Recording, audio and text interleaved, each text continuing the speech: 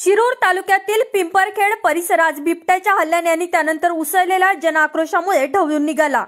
दुपारी 4 वाजण्याच्या सुमारास रोहन विलास बोंबे वय वर्ष 13 राहणार पिंपरखेड या शाळकरी मुलाला बिबट्याने झडप घालून ठार केल्याची अत्यंत हृदयद्रावक घटना घडली आहे।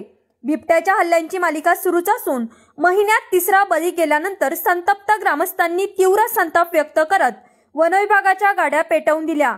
याच परिसरात मागील 3 महिन्यात बिबट्याच्या हल्ल्यामुळे 3 निष्पाप जीवांचा बळी गेला आहे। शिवन्या पहिली घटना, वयोवृद्ध आजी भागुबाई दुसरी घटना, तर आज रोहन बोंबे तिसरी घटना।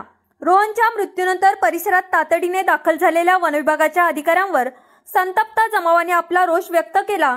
वारंवार हल्ले होऊनही ठोस उपाययोजना न केल्याने जमावाचा संयम सुटला आणि संतप्त ग्रामस्थांनी वनविभागाच्या वाहनांना आग लावून आपला संताप व्यक्त केला। या घटनांच्या मालिकेमुळे परिसरातील नागरिक कमालीच्या दहशतीखाली आहेत।